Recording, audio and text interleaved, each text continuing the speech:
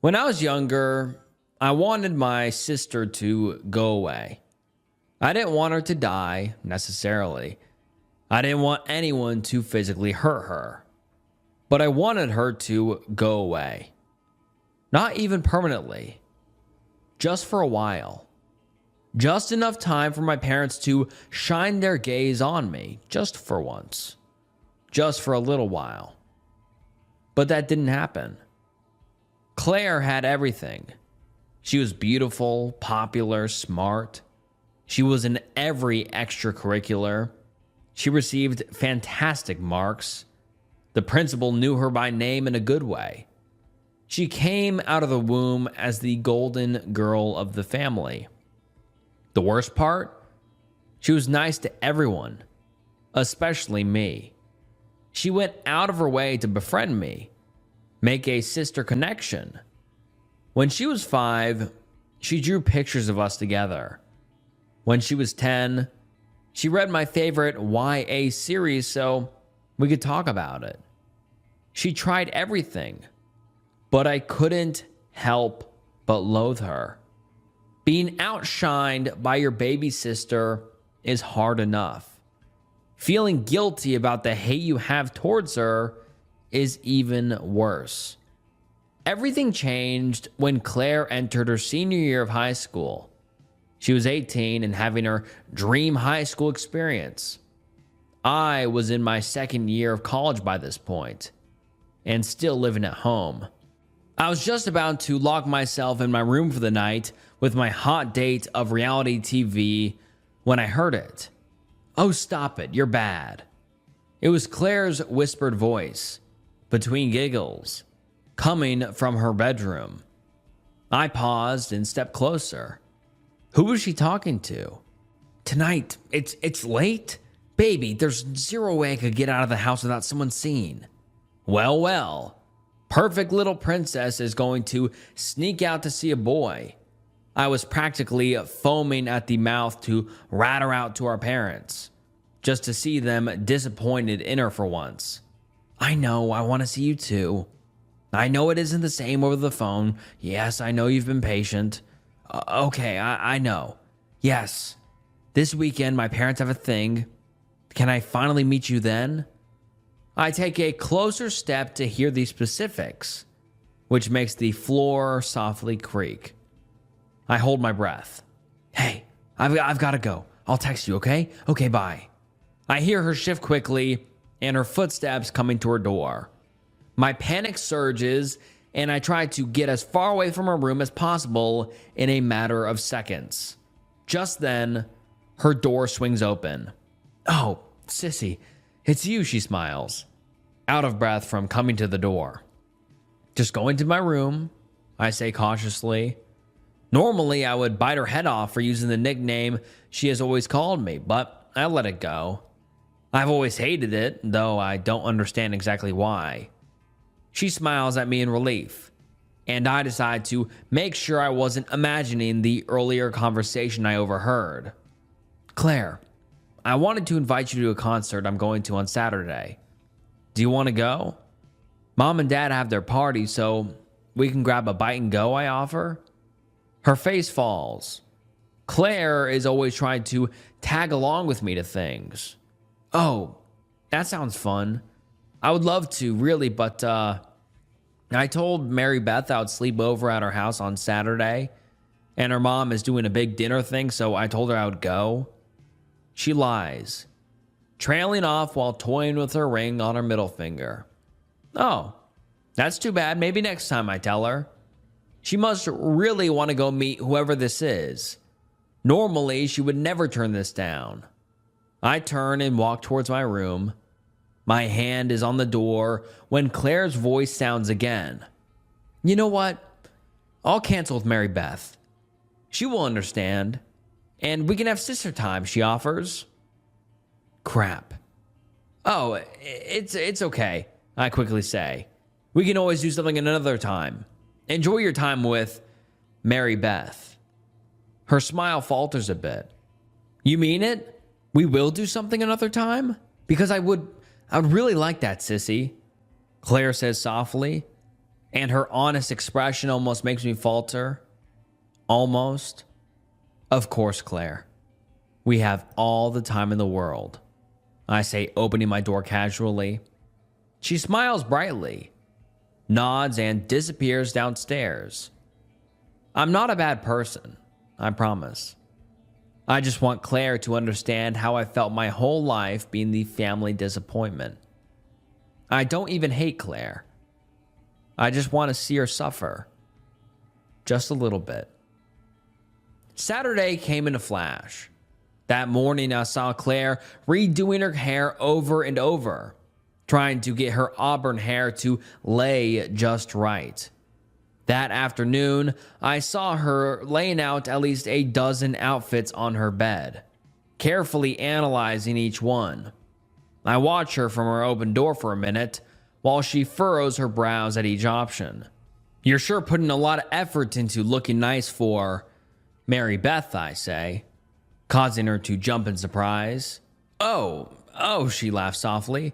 I think she wants to take photos, so I just want to make sure I look nice for them. I'm probably overthinking it. I nod and step into her room, peering down at the unlimited options. The green dress with your denim jacket makes your hair look really vibrant, I offer, surprising myself. Her eyes widen a bit as she takes in the small compliment. Really? You think so? She asks me. I nod. Green is your color for sure, I add. She smiles brightly. Thank you. It's actually my favorite color too. You can't go wrong with a sister pick, she says excitedly, holding up the green dress on the hanger. The sudden sisterhood moment starts to make me feel overwhelmed. I force a smile and begin to walk out of the room before I remember. Oh, I'm leaving for my concert at 7. When is Mary Beth picking you up, I ask. She seems confused for a half second, but corrects her face quickly. 7:30. Don't worry, I'll lock up before I leave, she says casually, opening up her jewelry box on her bed. Sounds good. Have fun tonight, I call over my shoulder as I head to my room. You too, Claire calls after me, and even though she's only a few feet away, for some reason, she already seems so far away from me. The concert wasn't real. I had no plans for one, which was also why I insisted she go to her actual plans. My plan was easy. I would leave the house at 7 p.m., grab some food, then circle around for a while. Once Claire was gone, I would go to Mary Beth's house, claiming she forgot something at home. She wouldn't be there. And then I would call my parents in a fake panic, causing them to leave their party and come home to track Claire down. Claire gets caught with whatever boy she's with. Mom and Dad yell at her. She gets the "how could you disappoint us like this" face. And I revel in their anger. And tomorrow the dust will settle. Claire will bat her eyes and apologize, and everything will go back to normal. But for one night, she will get it. And that's all I need. At about 8:15 p.m., I go back to my house. I had to make sure Claire actually left. I open the door slowly and call into the house. Hello? Claire? You still here? Silence. I climb the stairs and look into her room. She isn't there, but her denim jacket is on the bed. She must have forgotten it.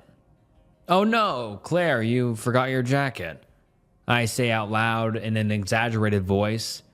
I should be a good sister and return this to you at Mary Beth's house, which you are so totally at this evening. I take the jacket with me downstairs and immediately leave the house, jumping in my car. I'm almost giddy with excitement. I drive the 5 minutes to Mary Beth's house, humming along to my music. When I get there, I open the door and practically skip up the walkway and ring the bell. I then remind myself that I need to play concerned sister and furrow my brows the way I saw Claire do it that morning. A beat later, Mary Beth's mother comes to the door. "Oh, hello, sweetie," she says. "Hey there, just coming by to drop off Claire's jacket." "She left it at home and it's cold outside," I say, holding the jacket up. Mary Beth's mother tilts her head at me. "Well, that is awfully kind of you, but Claire isn't here." "I don't think so, at least." One moment. She turns back into the house and calls for her daughter. Mary Beth casually walks to the door. Her expression falls when she sees me.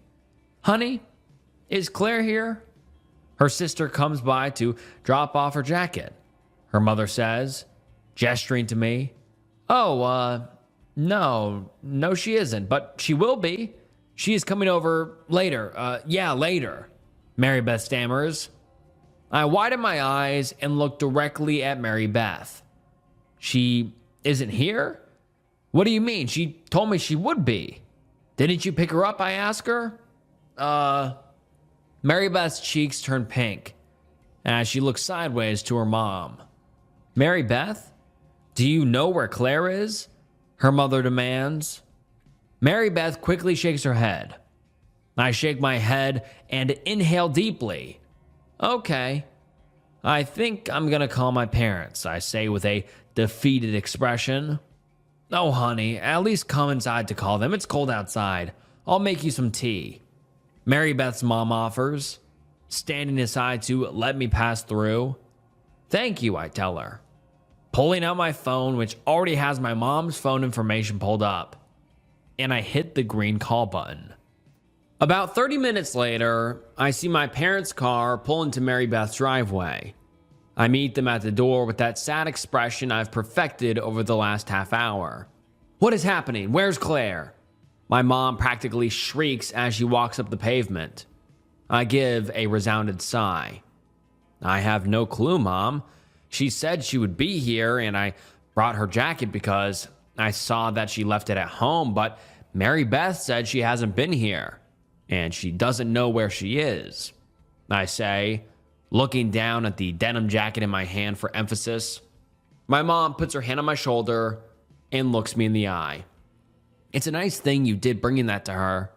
If you hadn't, we wouldn't have known she wasn't here," she says, squeezing my shoulder with her manicured hand. A small beam of pride wells up in my chest, but I only offer her a sad smile. My dad, who had been talking to Mary Beth's mom, walks over to us. "When was the last time you called her?" he asks, pulling out his phone. Crap. I didn't call once. "Oh, just a few minutes ago," I respond. My dad nods and pulls up Claire's contact info. I see him dial as he steps to the side of the living room with his ear to the phone. This just isn't like Claire. To disappear like this, my mom says. I feel my shining moment growing. It isn't. You're right. Do you think she lied on purpose? Lied to you, Dad, and me? Maybe she lied to go do something that you wouldn't have approved of, I say timidly. I have to make it sound like I'm coming up with a theory as I'm talking. Really sell it. As I'm watching the gears turn in my mom's head, Mary Beth and her mother appear in the room again. Mary Beth looks like she's about to throw up, and her mother has a stern hand on her shoulder. "Go ahead. Tell them what you just told me," her mother says sternly. Mary Beth is silent. I said, "Now, young lady, or so help me God." "Okay," Mary Beth squeaks. "I don't know where Claire is. That's true, but I know what she's doing." My mother raises her eyebrows at her. "No, here we go." Mary Beth fiddles with the hem of her sweater, looking straight down at the hardwood floor. "Claire was meeting a boy tonight, and she asked me to cover for her." I feign shock on my face. "A boy?" my mom asks. "What boy? A boy from your school?" Mary Beth shakes her head. No, she met him on online, Mary Beth whispers. The shock on my face is no longer fake. What? I yell. Oh my God. My mom gasps, turning to find my dad. I'm sorry. I'm so sorry. She's been talking with him for a few months. I told her it was not a good idea to meet him alone, but she said he was normal and nice. She said that they video chatted a few times. I'm so sorry. I've been trying to call her since you got here, but she won't answer. Mary Beth begins to cry, putting her face in her hands. I hear my dad yelling in the other room. Claire, baby, where are you? Tell me where you are, Claire. I sprint into the other room and see my dad pressing the phone to his ear as hard as he can. His face has turned bright red. Tears have sprung from his eyes. I hear a sound coming from his phone, and I would know it anywhere. It's Claire, crying, wailing. Daddy, please help me, please. I'm so sorry, Her sentence is cut off by a piercing scream, loud enough to bring Mary Beth and her mom in from the other room. Claire, goddammit, my dad screams, hurling his phone at the wall, shattering the screen into a million pieces. My mom has her hand over her mouth, but her eyes are wild with emotions. I'm calling the police, Mary Beth's mother says. As she scurries out of the room, my mom begins to sob, and my dad leans his head against the wall, trying to compose himself. No. This wasn't supposed to happen. She was supposed to be grounded, I whisper. My father's head turns up to look at me. She was just supposed to be grounded, maybe yelled at, but that's all. And it would have been fine by tomorrow, I whisper, looking down at Claire's jacket I still held in my now trembling hands. My mother and father make eye contact before my father slowly crosses the room to me. What do you know? It's been 2 weeks. 2 miserable, brutal, quiet weeks since Claire went missing. I've been waiting for that feeling of relief. That feeling of getting what I always wanted. For her to go away. But it doesn't come. I take her jacket to sleep with me every night, holding it next to my pillow and curling around it. I've developed an attachment to it. Like I'm afraid that if I don't sleep next to it, the hope is gone. But as long as I have it nearby, I'm connected to her. My parents have stopped speaking to me since that night. After the police arrived at Mary Beth's house, they spoke to us all separately. I told them the truth. That I knew she was planning to sneak out, but I said nothing, hoping she would get in trouble. The officer gave me a sympathetic smile before closing his notepad. During this time, all they have gathered was that Claire did meet someone online who claimed to be 18 and named Ethan. Ethan was careful to not talk about plans or any specifics over text or message. They mostly spoke on the phone. They found phone calls and text messages going back months and months. They did find video calls, but they appeared to have been tampered with, as well as their chats. Whoever did this has done it before. And from the messages, they've gathered that Ethan knew everything about Claire already, seemingly before she even told him.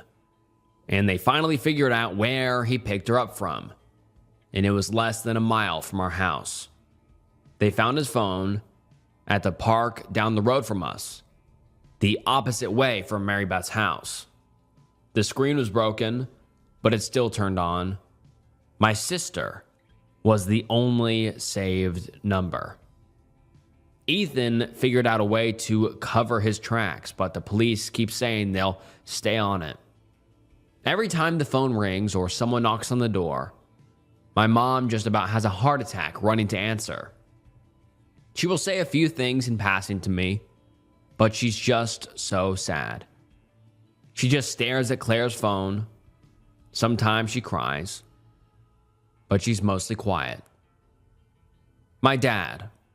I know he blames me. I've tried to explain that I had no idea it was a boy online. I thought it was someone from her class. I would never want her to get hurt. He doesn't care. Especially once the police pulled the records and he realized I never called her myself that night.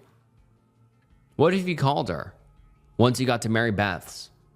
You could have spoken to her.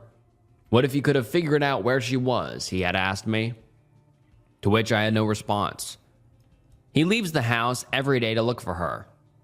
We've led search teams, put her picture everywhere, held a press conference. Everything the police said would help. We even posted a reward. But the days pass, and my sister doesn't come home. It was a Monday when we found out. When you find out something that impacts the rest of your life, you really zone in on everything around you in that moment. The wallpaper that had begun to lightly peel above the mantle that held Claire's soccer photo. The smell of the Febreze my mom had just sprayed in the living room when the detective called and asked if he could come by to talk. The sound of the garbage truck making its way down the road. If I close my eyes, I'm back sitting on the couch next to my mom. My dad refused to sit.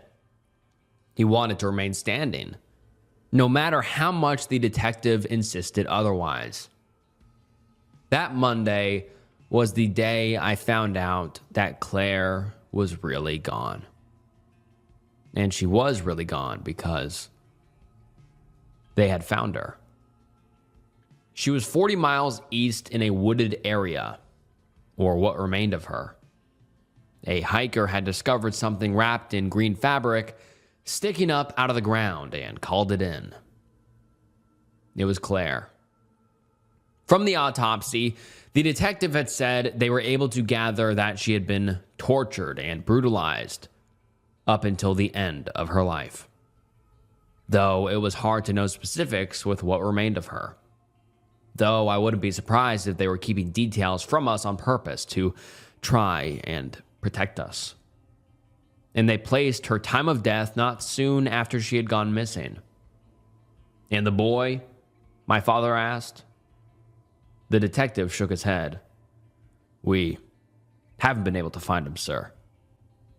I still clutched her jacket while he continued to tell us the news as gently as he could. Though I couldn't look at the detective. I just stared at Claire's photo on the mantle in her green soccer uniform. Green. I always liked her in green. In my time I've had to think about Claire, I've realized I actually liked quite a bit about her.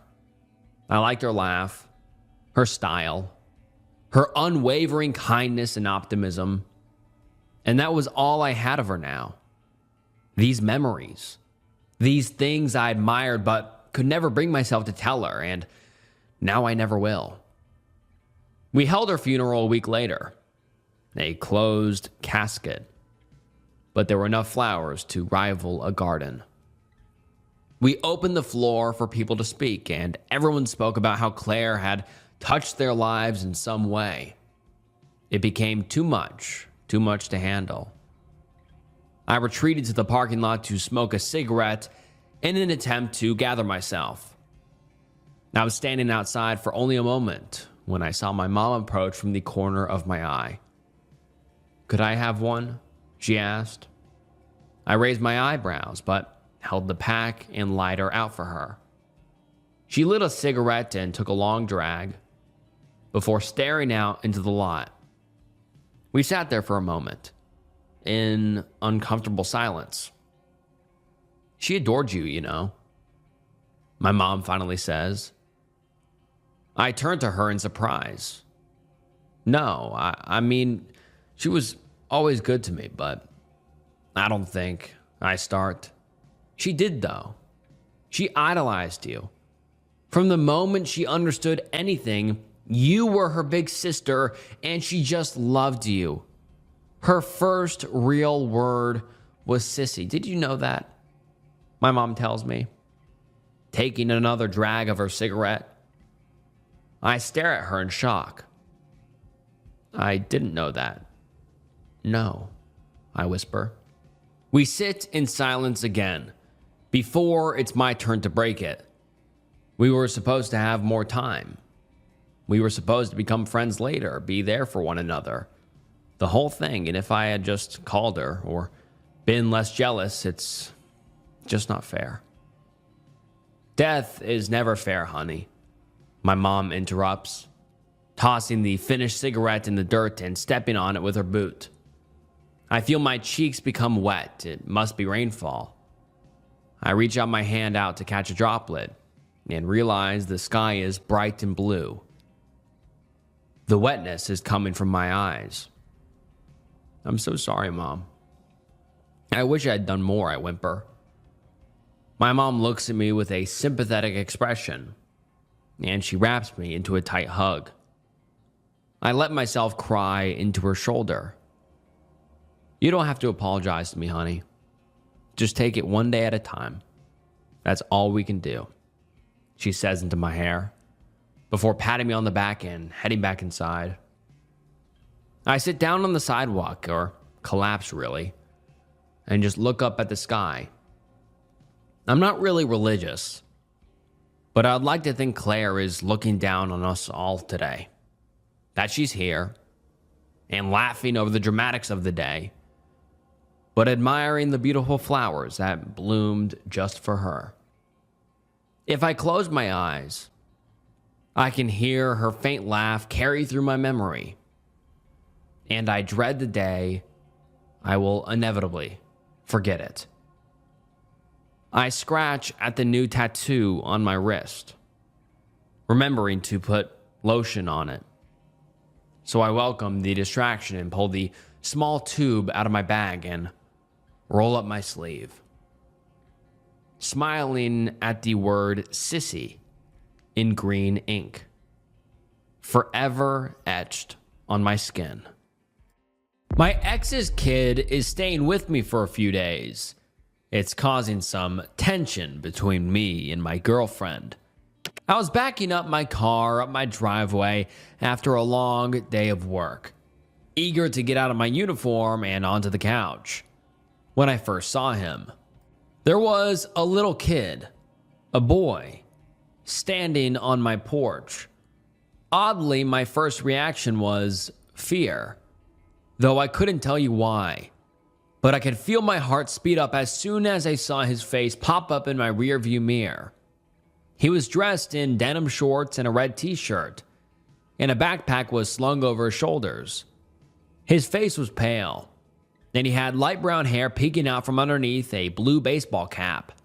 His eyes locked onto mine in the reflection as I put the car in park and pulled the keys out of the ignition. I broke off the unsettling eye contact to glance up and down the street. What if this is a robbery? I thought wildly. That's a thing, isn't it? Children use as decoys to get your guard down. I shook my head, realizing how ridiculous I sounded. Jesus, I need to lay off the late night true crime rabbit holes. The street was empty, except a tabby cat wandering idly by the storm drain. I glanced back toward the boy as I gathered my duffel bag and laptop case from the back seat. Then it dawned on me, and I laughed at myself. Once every few weeks or so, I'd get neighborhood kids knocking on my door, asking to retrieve a frisbee or football or whatever else out of my backyard. My fence shared a side with two other yards, both of which housed apparently very social and rambunctious children. Chuckling, I shut the car door a little too hard, sending the cat scurrying off down the street. I waved at the boy. So what is it this time, soccer ball? I asked him as I stepped up onto the porch. He cocked his head slightly. Ball? Yeah, did y'all throw something over the fence again? If you give me a minute to set my stuff down, I'll grab it for you. That's when I realized something. I couldn't hear any kids playing behind the house, besides a sprinkler across the street and a police car siren going off in the distance. It was quiet.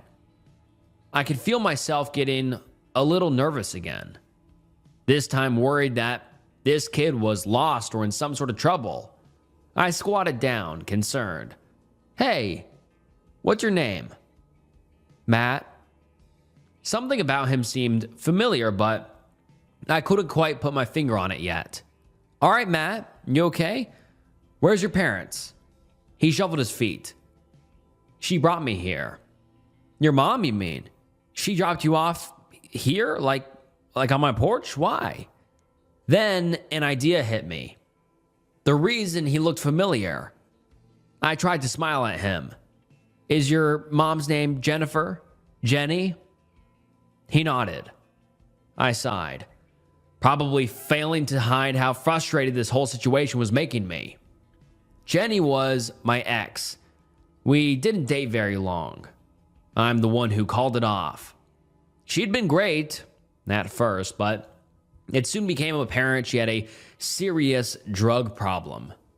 I couldn't deal with the mood swings or the constant stealing and lying, so after a last-ditch effort to get her to get help, which was staunchly refused, I broke it off. Damn. Maybe this is a robbery after all, I thought darkly. Part of me still felt bad about dumping someone that was obviously in a bad place, but honestly, I just wasn't equipped to handle that sort of thing. I was also not equipped to handle kids. And looking at Matt, I realized this was the longest conversation I'd had with someone other than adults in years.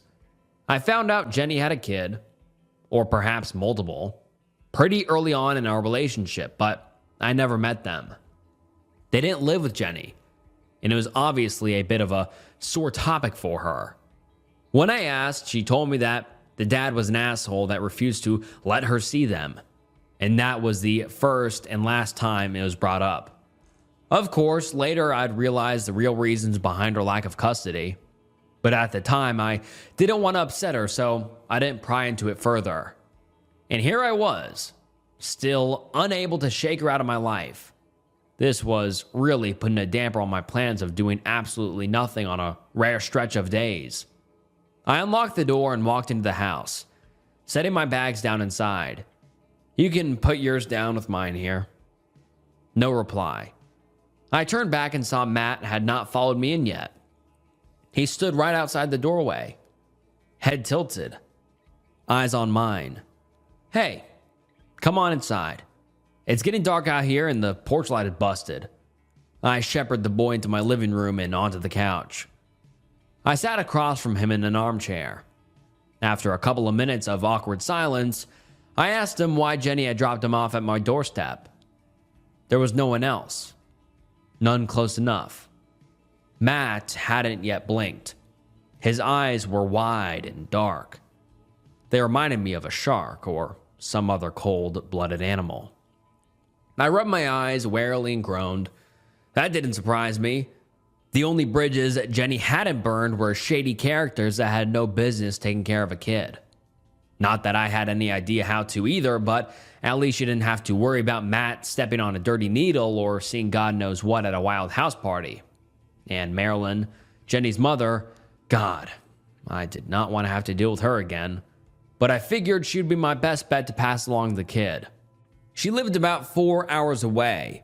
Likely why he hadn't been dropped in her care to begin with, but I would be more than happy to make the drive. I just needed to call her to get the address. I glanced at my phone. Nearly 9 o'clock. I looked over at the boy. He'd been staring at me blankly the whole time. I'm not a fan of kids, to be honest. I don't hate them. I'm just never around them much, but this kid gave me the creeps. I wondered why she had to leave him behind so quickly, and why he was with her in the first place. I hoped she had checked herself into rehab, getting help before she could talk herself out of it again, and not something nefarious. Do you want some food?" Matt shook his head. "Not hungry? Okay. Are you tired? It's getting kind of late. When's your bedtime?" He shrugged. This is like pulling teeth. Come on, Patrick, get it together. You're the adult here. I pulled out some spare sheets and an extra pillow, turning the couch into a makeshift bed. I opened the backpack and found a couple changes of clothes and some toiletries. I handed Matt a pair of PJs and a toothbrush and guided him to the bathroom. Once he shut the door, I wandered into my own bedroom and pulled out my phone. I tried calling Jenny first. The number you are trying to call is no longer in service. I wasn't that surprised. Her not paying her phone bill or losing her phone had always been a point of tension while we were together. I sighed. Steeling myself, I dialed Marilyn's number. After a few rings, it put me through to voicemail. I left a quick one, stammering out a couple of sentences explaining what was going on and to call me back ASAP. Then hung up. Should I call the police? I didn't want to get Jenny in trouble. Not if she was trying to turn things around. Besides, I had no idea where she was currently since she moved to a new apartment after the breakup. I walked out into the living room and was surprised to see Matt already fast asleep on the couch. It hit me just how exhausted I was. It had been an insane week at work, and I'd put in a nearly 11-hour shift. Yawning, I decided that I'd be able to deal with everything better after getting some rest. I double-checked all the locks and then got into bed, leaving my door open a crack in case anything happened and Matt needed me. I passed out almost immediately. Daddy, Daddy. My eyes shot open. The soft glow of the alarm clock illuminated a pair of eyes inches from my own. Shit! I scrambled upright. Jesus, man. You scared me. I'm sorry. I frowned. I'm not your dad. The eyes stared, unblinking. Oh. I could barely make out his outline in the dark. Are you okay? There's a monster trying to get in. Monsters aren't real. You probably had a bad dream. Like I said, I'm not great with kids. Go back to bed, okay? Can I sleep in here with you? No, I don't think that's appropriate. I can sleep on the floor. I didn't like the thought of that, but I was too tired to argue. Okay, sure, I guess. Up until that point, Matt hadn't seemed very emotive. He hadn't laughed, or smiled, or cried, but when I said that, he grinned wide. And something about it made my stomach flip. Maybe it was the way the green light bounced off of his teeth, evoking the image of a Cheshire cat or maybe a wolf. I stayed frozen as he disappeared beneath the side of my bed. I couldn't see him, but I could hear his soft breathing. And every once in a while, he'd make this odd clicking sound, the way one might against the roof of your mouth with your tongue. It took me a long time to fall back asleep, and when I did, it was fitful. I woke to knocking on the front door. The clock read 11 o'clock. I must have slept straight through an alarm. Sunlight streamed in through the cracks in the blinds, making me squint. I peeked over the edge of the bed, half hoping last night was just a weird dream. But the crumpled blanket and pillow were still laying on the floor. Matt, however, was not. I hastily pulled on some jeans and made my way to the front door. The boy was in the living room, staring blankly at the TV. It was off. Morning, I said, a little nervously. Here, let me help. I switched on the TV. A solemn-looking news anchor stood above a running banner reading, S-word epidemic has experts. I quickly flipped through channels before landing on something more child-friendly. The knocking got louder. Okay, I'm coming. I jogged to the door and cracked it open. Were you still sleeping? It's almost noon. What? Did you forget your hot, awesome girlfriend was coming over? She winked playfully, smiling. I blinked, still groggy. Yeah, I had. With the long workday yesterday and all of the strangeness of last night's event, I had totally forgotten about our plans. Sheepishly, I grinned. I'm sorry, it's been a long night. Her eyes wandered over my shoulder, and her smile faltered slightly. Who's that? It's kind of a long story. Come on in, I'll make you some coffee. A few minutes later, I had gotten her up to speed. She did not look pleased. How long is he going to be staying here? Not long, I answered quickly. I mean, shouldn't be. I led her into the living room. Matt looked at us out of the corner of his eye, but didn't say anything. I cleared my throat. Matt, this is my friend, Claire, she interrupted, finishing my sentence. Nice to meet you, Matt. She wasn't very convincing. Maybe she thinks he's secretly my kid. She turned back to me. So now is not a good time? No, I sputtered. No, it's fine. Stay. I smiled weakly at her. It's just for a few days, if that, I promise. I felt claustrophobic suddenly. Hey, I could do with some fresh air. Get out of the house for a bit. Claire looked a little uncomfortable, glancing over at Matt. I don't know, maybe we should stay in. We can grab a bite to eat, make a date out of it, my treat. About an hour later, we were all seated on the outdoor patio of a little cafe downtown. I had brought some paper and markers along, hoping to keep the kid entertained while we waited. A waiter brought a pitcher of water and a couple of cups to our table. Hey, we'll actually need one more. I gestured towards Matt. I was half worried he'd asked us to put the markers away. The tablecloth was white, but the waiter didn't even look at the boy, just apologized. I'll bring another right away. Are you ready to order? I nodded. I'll have the burger, medium well, side of fries. He scribbled away at his pen pad. Anything else? Yeah, a chicken tenders basket with how about the fruit cup? And I paused for Claire to order, but the waiter just kept looking at me expectantly. Claire cleared her throat and pointed down at my menu. And a chicken Caesar salad, please. Thanks. I relayed her order to the waiter. He noted and wrote the rest of it down. Hungry, huh? I'll have the extra glass out in just a second. He walked off and I poured some water for Matt and Claire, figuring it would be the chivalrous thing to do, to wait on the third myself. As I was sliding the last one over to Matt, who was now fully absorbed in his drawing, a snippet of conversation caught my attention. Worried about her, you know? She called me up the other day to tell me her daughter was visiting, asking if I wanted to make the drive up to see them, but my aunt died nearly a decade ago. I looked over out of the corner of my eye, not wanting to seem nosy. Two young women were sitting at the table across from us. One was nodding sympathetically, hand over the other's. Mine had memory issues, dementia, I guess. Towards the end, too, it might be time to consider. Pat, are you with us? Claire interrupted my eavesdropping. I was asking you how work has been lately. Embarrassed, I turned my attention to her. I vented about my job for a bit and apologized again for forgetting about our date, which she laughed off. It's okay, Pat. Don't worry about it. We've been together for, a year next week. Time's gone by so fast. I know it's not as her voice trailed off.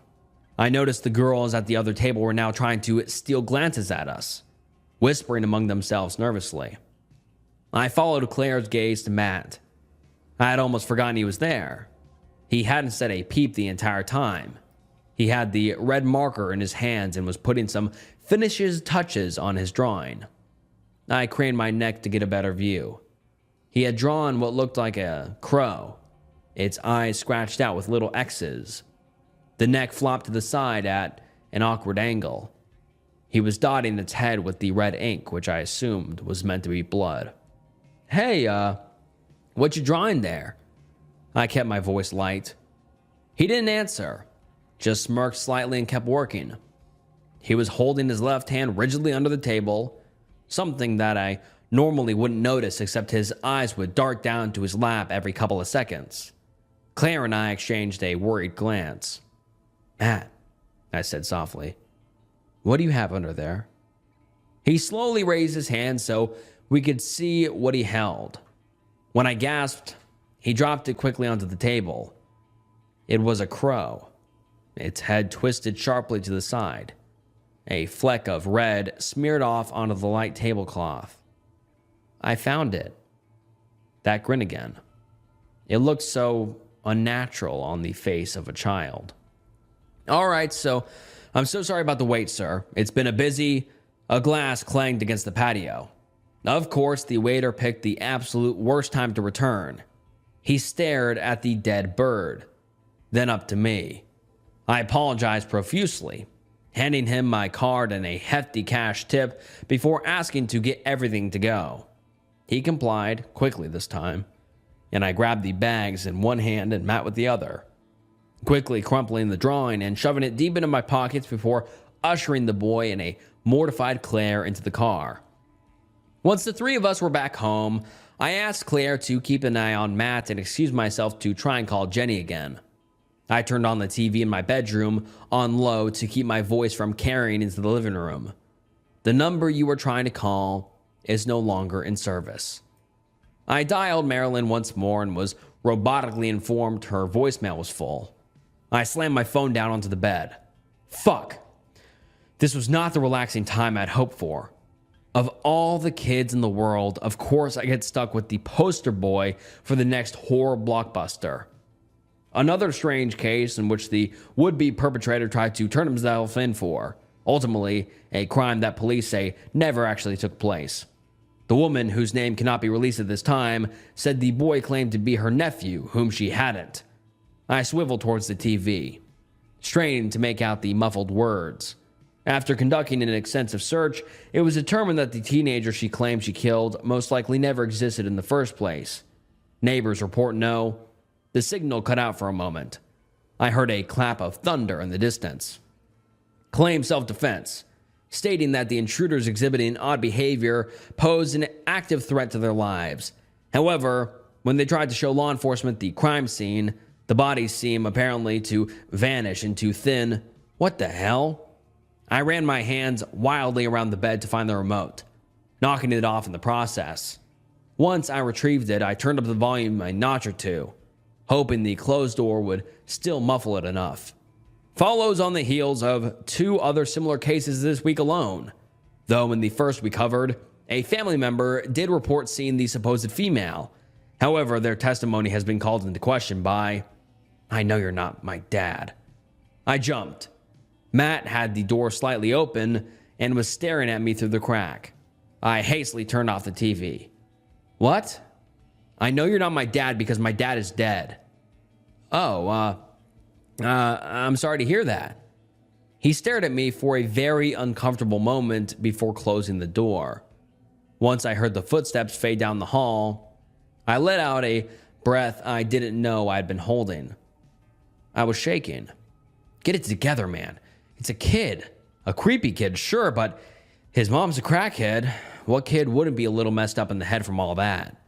I glanced at the dark screen of the now silent TV, and people have always been a little crazy.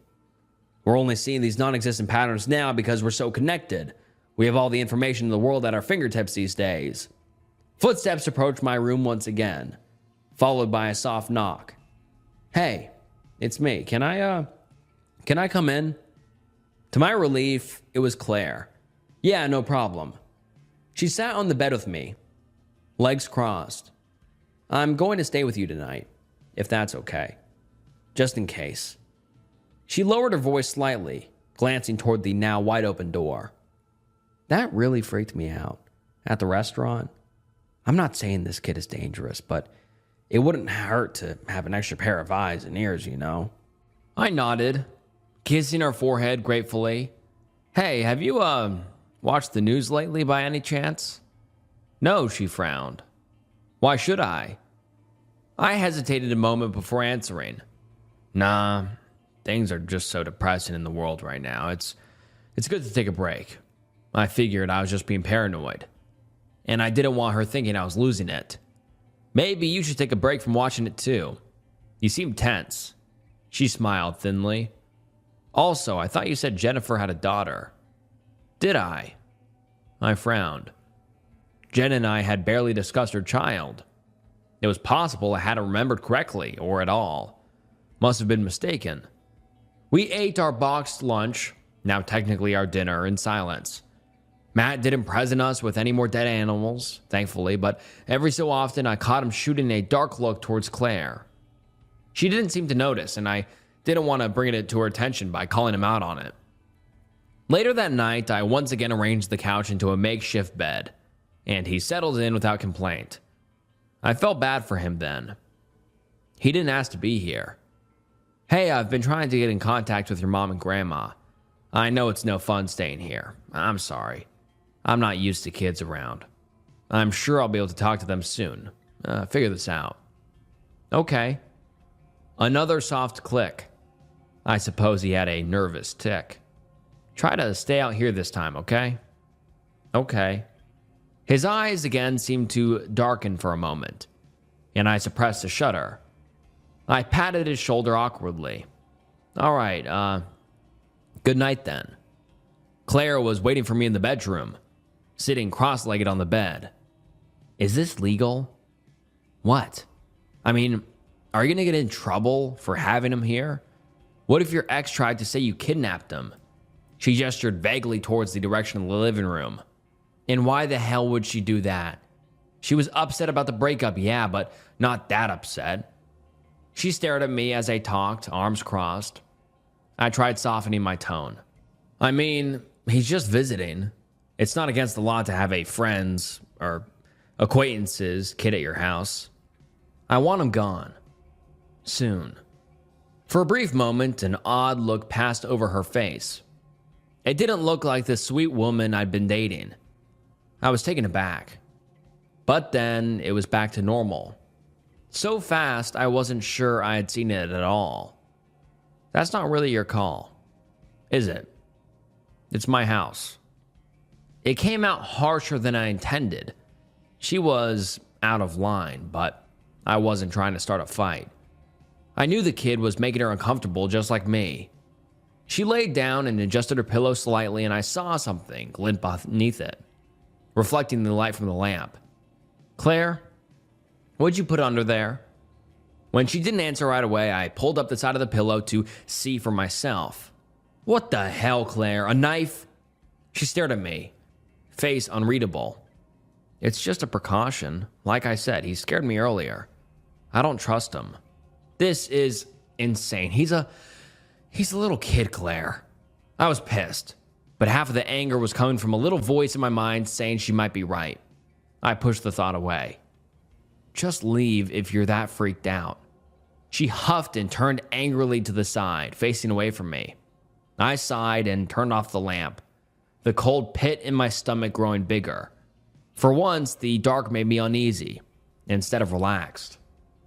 Needing a distraction, I rummaged around my nightstand for my earbuds, popping one in and turning my phone's brightness all the way down so as not to disturb Claire. I scrolled through YouTube Shorts. I've stubbornly refused to download TikTok, and the comedy skits did help put me at ease. That is, until a weird one popped up. The camera was pointed at an open front door, but from an awkward, low angle off to the side, as if the person filming was trying not to be obvious. I couldn't see through the doorway from the vantage point, only a woman with her back turned towards the camera, holding open a door. Suppressed laughter kept causing the image to unfocus and shake. Jess, why'd you even invite her? Someone unseen whispered. Low voices agreed. I guess there were 3 or 4 girls behind the camera. Dude, my mom made me. I think she feels sorry for her. I didn't want to. She's a total freak. She's like the girl from The Grudge, or like a vampire, for real. Would it kill her to get some sun once in a while? One snickered. I assumed the woman at the door was her mother. She was talking to whoever was outside. I turned the volume up, trying to make out what she was saying. No problem at all. Both of you come right on in. Oh my freaking god, no way. She brought an imaginary friend. Fits of poorly muffled giggles all around. That's so freaking crazy, even for her. The mother must have heard the laughter because she turned and shot a quick glare at the group. As she did, a small, pale girl appeared behind her, stepping through the doorway. The group hastily shoved the phone into the couch before she fully entered. Video going dark. I thought back to my less than popular school days. Middle schoolers can be absolutely brutal, as I remembered all too well. But after recent events, the video just got to me. A kid showing up randomly, acting creepy. It hit a little too close to home, and as silly as it made me feel, the vampire comment admittedly freaked me out. I thought back to Matt standing rigidly right outside the threshold, waiting for me to invite him in. How pale he was. He didn't say Jenny was his mother. I assumed, and he barely agreed. I clicked on the account name. The most recent video had only been posted an hour ago, less than a day after the one I just watched. A girl's tear-streaked face filled the thumbnail. A small smear of something suspiciously rust-colored dotted her t-shirt. I clicked nervously, but the video was stuck buffering. Damn Storm. I thought that 5G crap was supposed to fix all this. Patrick, you need to get some sleep. Claire's voice was right by my ear. She laughed a little when I jumped. I closed the app quickly. My phone was about to die anyway, so I handed it to Claire, asking her to plug it into the outlet on her side, and she agreed before rolling back over. I shut my eyes, willing myself to sleep. Eventually, I did manage to pass out for about an hour until my eyes shot open. Something had woken me, but I couldn't immediately pinpoint what. I rolled over to look at Claire, but she was still facing away, sleeping peacefully. Click. Matt. I squinted, trying to find his silhouette in the darkness, but I couldn't. I shifted uneasily. Click. Matt, is that you? I whispered. No one answered, but I heard a slight rustling. I thought back to the other night, how he laid on the floor. I inched toward the edge of the bed and peered over, my eyes having adjusted to the darkness somewhat. Nothing.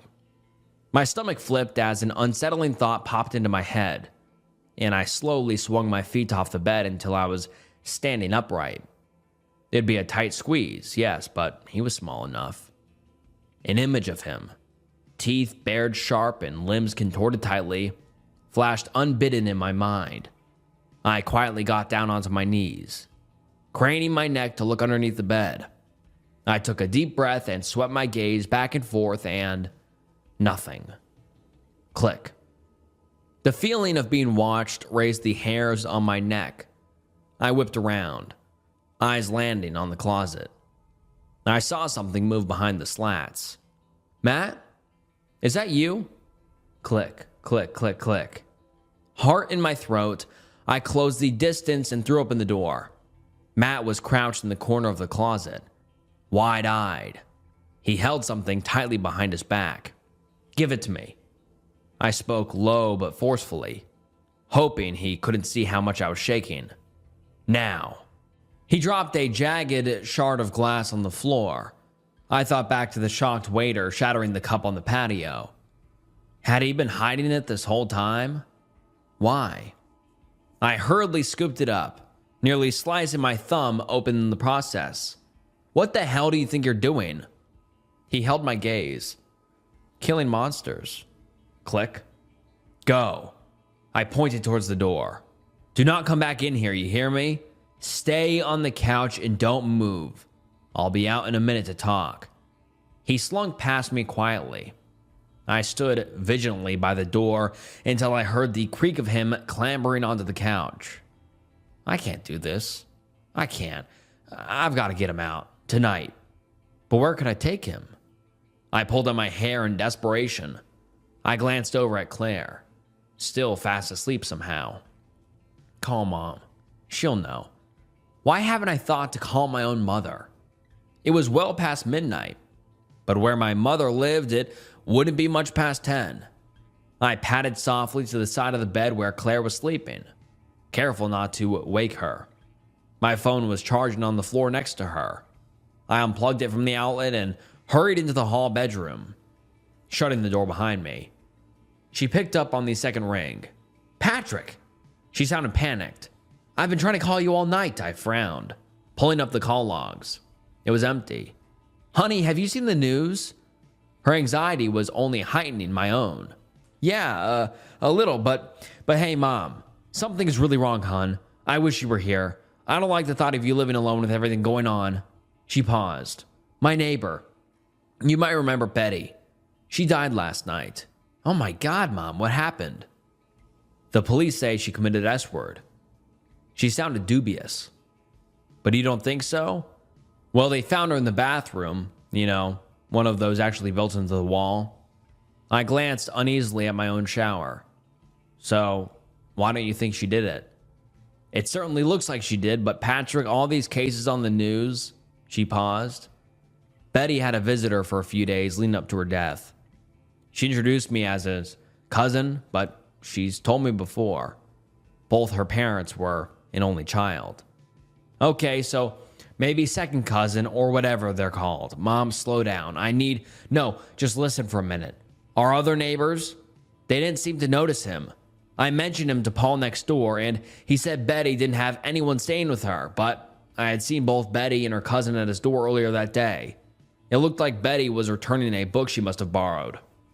She took a breath, and then she wasn't reported deceased until her daughter stopped by to check on her. If this cousin was staying there, he must have seen her body. The daughter, Anna's her name, she said there wasn't any sign someone had been staying there at all. She didn't know her mother had any cousins either. And Patrick, there was no car besides Betty's old sedan in her driveway the entire time. How'd he get there? How did he leave? I had seen him just the night before. It just doesn't make sense. Well, maybe he took an Uber. I trailed off weakly. I didn't even believe that myself, and I knew she wouldn't either. Mom, make sure you keep your doors locked, okay? Don't let anyone in if you haven't specifically asked them over. Maybe call your friend, what's her name, to stay with you for a while. She agreed, then asked, is everything okay?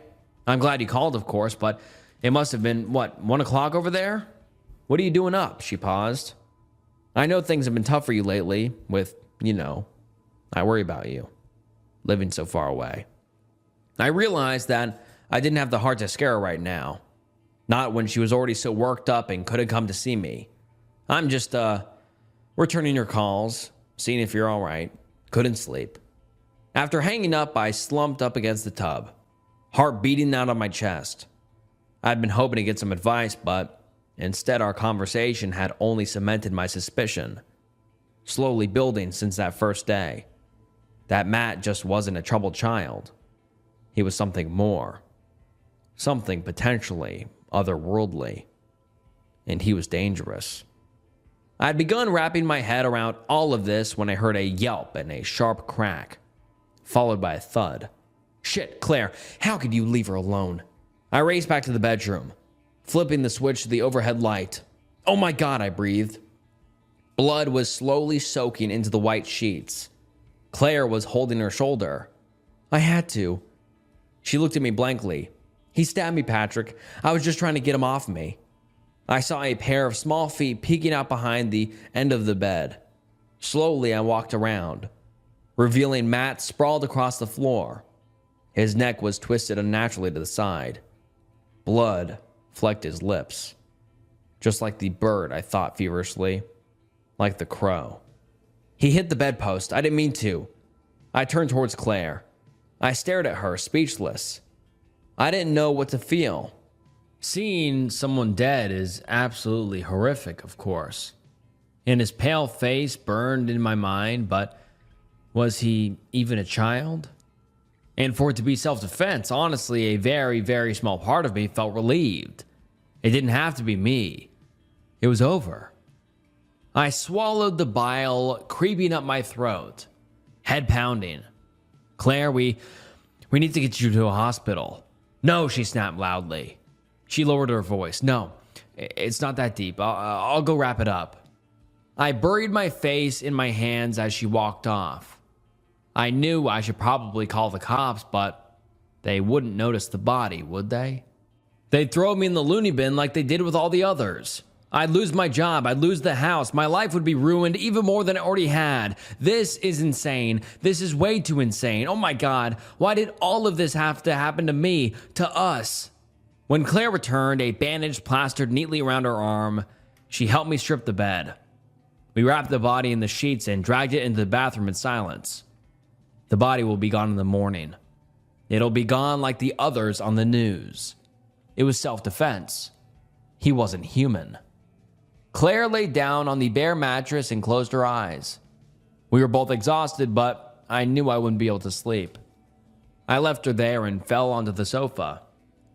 I pulled up the search engine on my phone and typed mystery visitor murder. I needed answers. The screen loaded pages of results, all from the past month. The first one was a write-up recapping the news report I saw earlier in the day. A thumbnail of a low-resolution YouTube video read "kill or be killed" in bold above a conspiracy nut-looking dude miming holding a gun. I rolled my eyes and scrolled past, finally clicking on a short-form video that caught my eye. A manic-looking face filled my screen.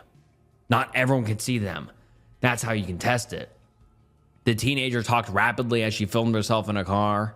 I think, from the research I've done, the people I've talked to, my theory is that only people who have seen someone die or dead can see them. The visitors. She sucked in a deep breath. I saw my grandfather die when I was 10. I could see my uncle.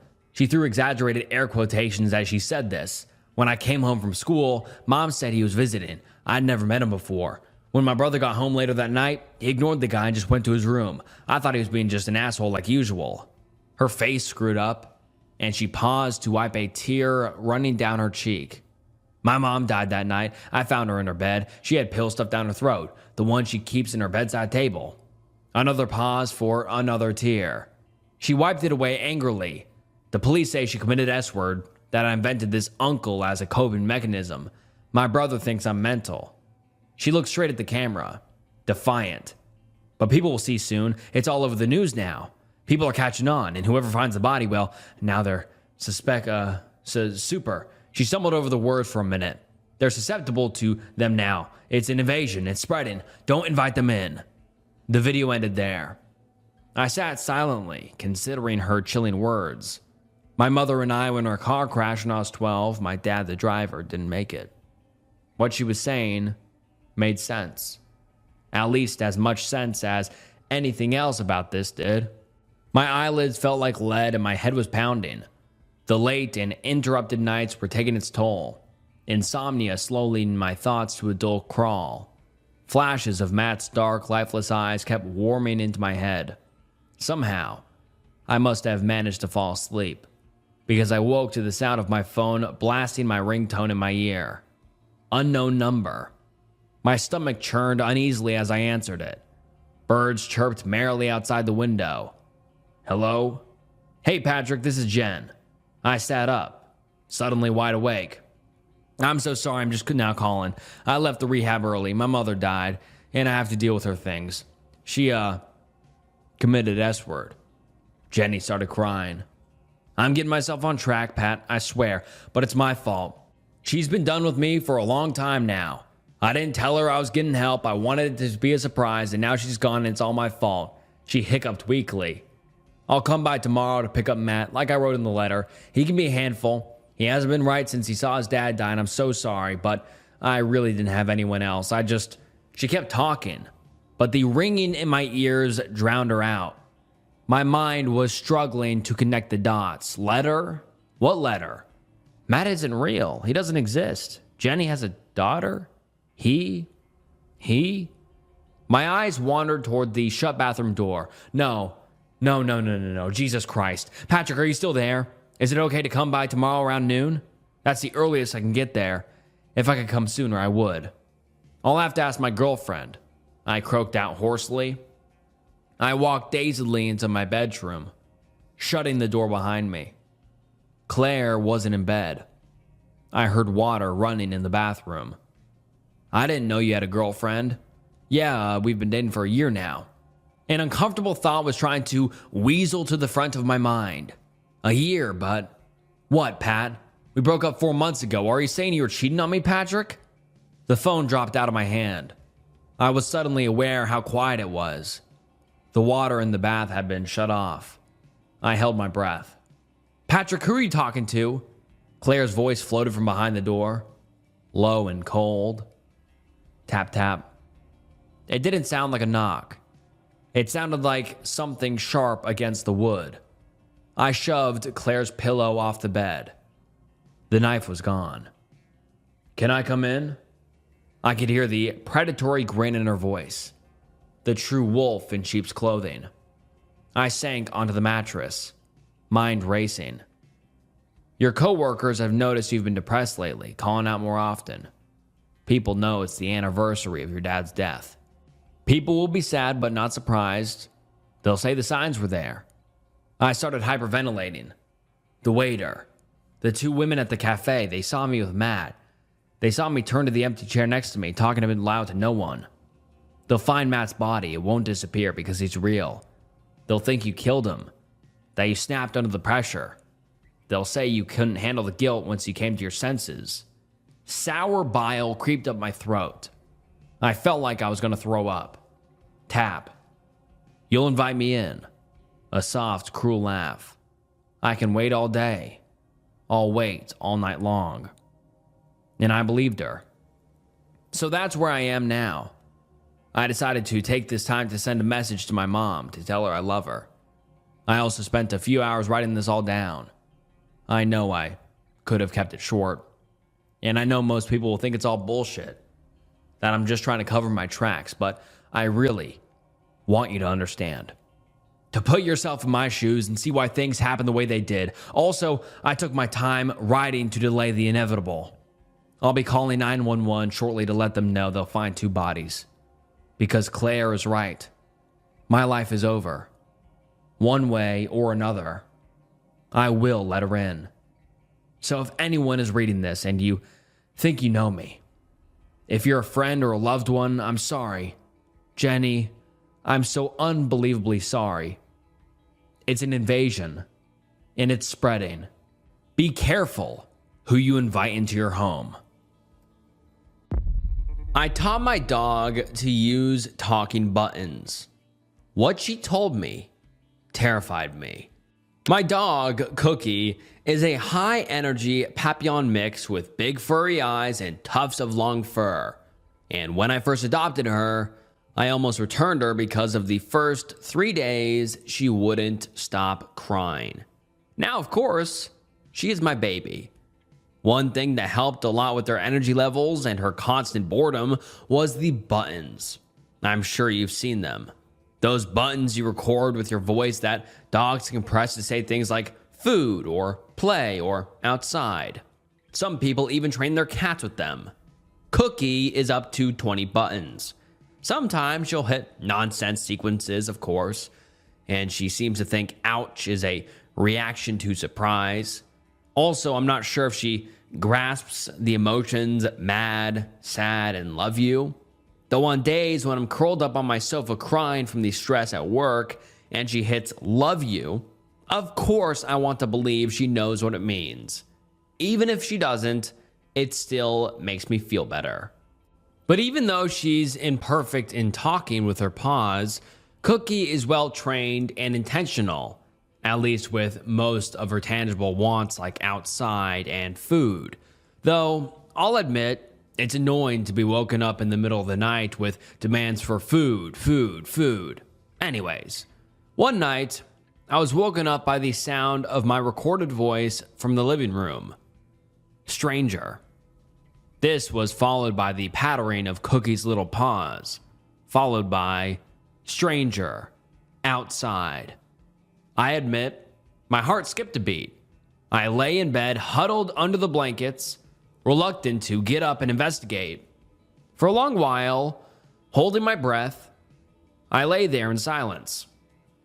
I listened to the dog's footsteps meander around in the main room. Finally, she pressed food a few times before coming back into the bedroom and curling up in her bed by the nightstand. In the morning, I checked around outside the house, but found no traces of anything unusual. I also did a Google search and laughed when I realized how many people have been spooked by their pets pressing stranger. I also creeped myself out with a story in the Daily Mirror of a woman whose dog pressed cold stranger. According to the article, the woman was spooked by her dog's warnings of this cold stranger in the corner of her living room. But in my case, Cookie wasn't warning me of any ghosts. One morning, she hit Stranger before running to the door and growling. This was a correct usage of the button, as a UPS driver was outside. When the doorbell rang, she actually barked, something she rarely does. Her hackles raised, tail down and ears flat. I had to apologize to the driver as I accepted the package, and Cookie kept rumbling, low and deep in her throat. I told her, "Go away," and she skulked off. Behind me somewhere, I heard the button for Stranger again. "Sorry," I told the driver, who was laughing. "She doesn't like strange men." "She sounds smart then. Do those buttons actually work?" He was intrigued. "Outside." "Yeah, she seems to know them pretty well. So, food, mad." "Sometimes she presses them kind of randomly too," I admitted. "Okay, well, she sounds mad and like she wants food. Have a good day."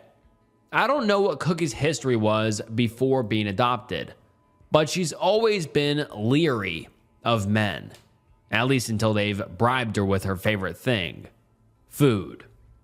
In any case, later that afternoon, she pressed Stranger again, and when I looked outside, there was a turkey in our front yard. That's when it struck me. The other night, Cookie must have seen a raccoon or some other animal that was a stranger to her. But then came the incident that made me rethink everything. I'd just come back from a visit with my parents, and as soon as Cookie and I walked in, her hackles raised. I was unloading bags when I heard it. Stranger, home. This sent a crawl of icy fingers up my spine. Cookie wasn't growling or barking, but she was unusually alert. "Stranger where?" I asked, when Cookie just looked at me. I repeated myself. She looked around the room, and then she trotted off to wander through the kitchen, came back out and went down the hall to the bedroom, came back to me and wandered over to the buttons. Smell. God, the chills I felt then. Did this mean there was a lingering smell of some stranger? Could it have been a strange animal? A squirrel that got in through the window, maybe? Or the smell of something I brought in from outside? I went walking around the house.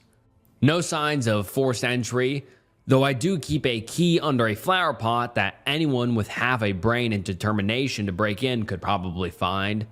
It's a safe neighborhood, so I hadn't thought much of it. Now, though, I removed the key and decided I'd get a lockbox for the front door instead.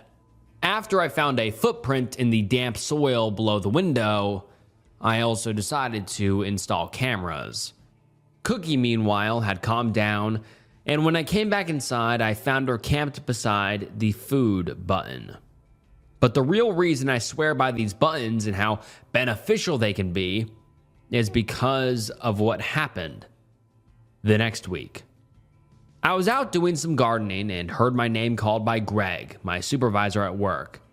He was out jogging and we struck up a conversation. He asked if he could have some water and I let him in for a drink. And as usual, Cookie was growling, tail tucked and ears back just like with the delivery driver. I told her to go away and she backed off, though wouldn't stop giving Greg the stink eye. He had made himself at home in the armchair by the TV area and was remarking on what a nice place I have and asking, "Is it just you here?" when I heard my recorded voice from the living room. "Stranger. Smell." Now, the fact Greg had appeared on my street, casually jogging up the sidewalk, well, it had sent up some red flags. He'd always been a little creepy as a supervisor. Not enough to go to bring a complaint forward or anything, but enough that I felt awkward about seeing him on my street. So when Cookie pressed the buttons saying she smelled a stranger, it sent my pulse racing. Could this be the same stranger she smelled on the day I found the footprint outside the window?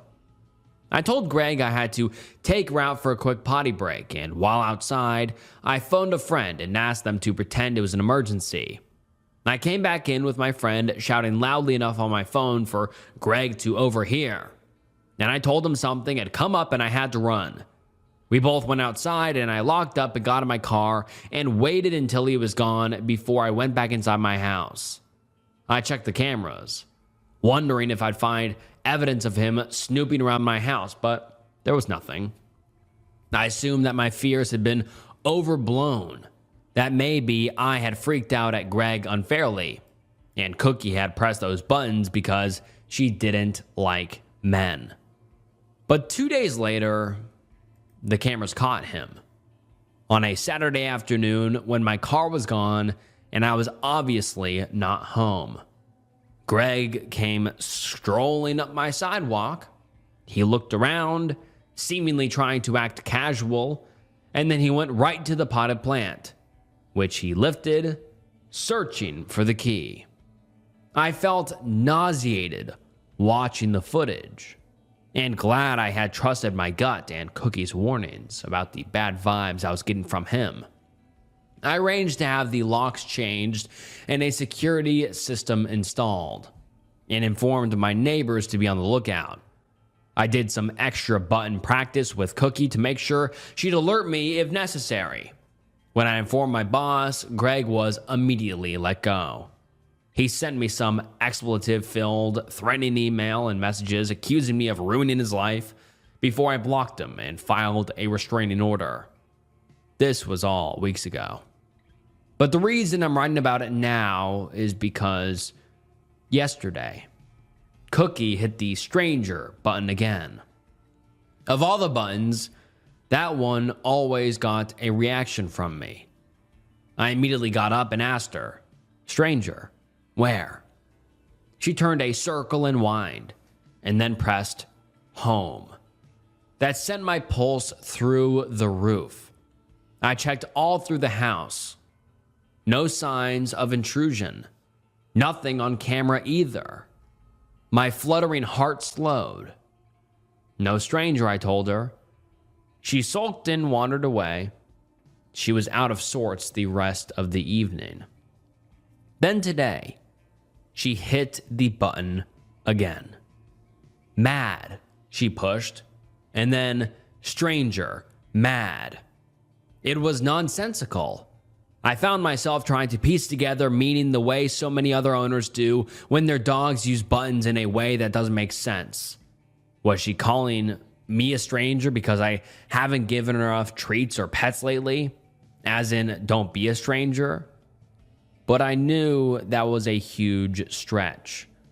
Was she saying she was mad because I wasn't listening to her about the stranger? Maybe. But there was no stranger. I checked everywhere, including the cameras. And then, because that button in particular always got me extra freaked out, I looked up Greg, just to make sure he hadn't resumed stalking me. I went to his socials, where it was clear from his recent posts he still definitely held a grudge. He'd made a bunch of rants blaming me for his life spiraling ever since his job loss. Other posts claimed he had nothing left to live for. But the one part that chilled me to the core, I found his obituary. He committed S-word 2 days ago. My brother called me from the hospital while he was sitting in my car. Blake and I haven't spoken in almost 17 years.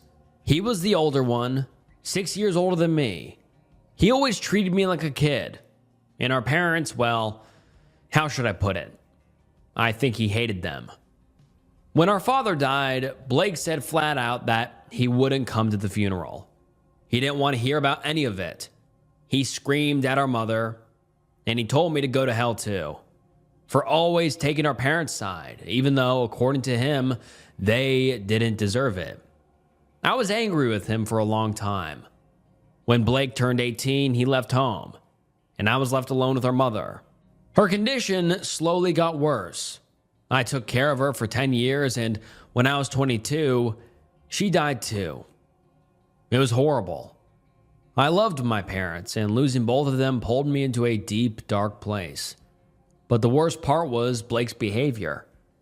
When I called him to tell him that our mother had died, he only said she deserved it. I was furious with Blake. He didn't even come to her funeral.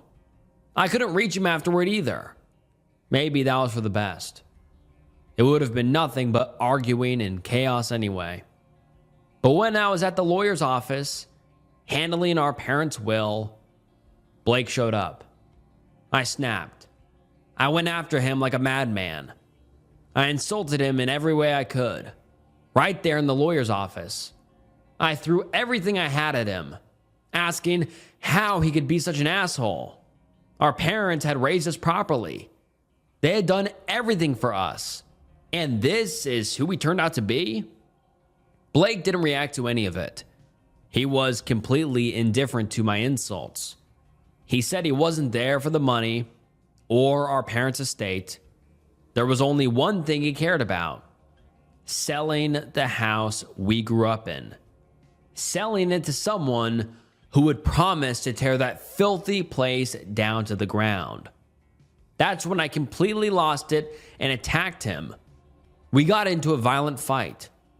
The police showed up and yeah, the whole situation turned out pretty ugly. But that was a long time ago. The house was sold and Blake disappeared. I thought I would never hear from him again. I didn't even think when my phone rang. I was waiting for a package anyway, so I assumed it was the courier or something like that. But when I picked it up, a familiar voice spoke on the other end. "Hey, little brother," Blake said. Even after all these years, my stomach clenched. A whole world, a whole life I thought I had left behind came crashing back. Hearing Blake's voice through that phone made everything echo inside me. I talked to Blake then. Part of me felt like I should just hang up and tell him to go to hell. But he was my brother. Maybe it was time to forgive him after all these years. 6 months passed. Blake and I talked every week. You could say he'd grown up. Well, maybe. I'm not sure. Talking to Blake brought up a side of our parents I had never known. To them, I had always been their sweet little Max. They loved me. They took care of me. In my memories, Blake had received that same love. Our family had been a decent, honest, loving home. But Blake remembered things differently. When he first told me, I thought he was losing his mind again, trying to drag our parents' names through the dirt. But he insisted they had starved him, that they had done terrible things to him. He said there were times they locked him in the basement for days, tied him up, and wouldn't even let him use the bathroom. So he had no choice but to soil himself. And if that wasn't enough, they punished him constantly. Our mother beat him with a leather belt almost every day. Our father preferred to choke him until he passed out. I didn't believe him. Not until during a video call, he showed me proof. His back, legs, and arms were covered in old scars, long marks like he'd been whipped. One of the joints on his index finger was missing. He said our father had cut it off with pruning shears when he was young. Blake was a tortured man with a tortured soul. And finally, I understood why he hated our parents so much. But my own world was turned upside down too. The people I had loved, the people whose absence still hurt like hell, had treated their other, older child like monsters. How could I not have noticed any of this when I was a kid? My conversations with Blake didn't stop. We texted almost every day. And whenever we had the time, we talked on the phone, but our childhood never came up again. Not because I didn't want to talk about it. On the contrary, I had 1,000 questions for Blake. Questions that could have put everything in order. Still, something inside me felt, or maybe decided, that it was better not to dig any deeper. It felt like, aside from Blake, nothing remained for me from the past. Our parents were gone. There was no one left to ask what really happened. No one to tell me whether Blake was telling the truth. I have to admit, that was what held me back the most. What if Blake was lying? 17 years is a long time. I had no idea where he'd been or what he'd done. He said he had lived in South Korea for a while. He'd had a family, but things hadn't worked out, and he was divorced now. He had a young daughter. He even showed me a picture of her. But still, I don't know. What if he was lying? Why had our parents never hurt me? I couldn't hide my doubts forever. During one of our conversations, Blake asked why I'd been acting so strange lately. So I told him everything. Everything I felt and everything I was thinking. Surprisingly, Blake didn't get angry or defensive. Maybe it was because he was almost 50 years old by now. Not the furious teenager who had once hated our parents. Blake didn't explain any of it. He didn't argue or try to justify himself. He just said he wanted to come see me. That caught me off guard. He told me he was sick. He hadn't wanted to worry me, but there were problems with his heart. He wanted to see me while he still could, and to tell me everything in person, to explain why our parents had locked him in the basement for days, and what they had done to him beyond the torture.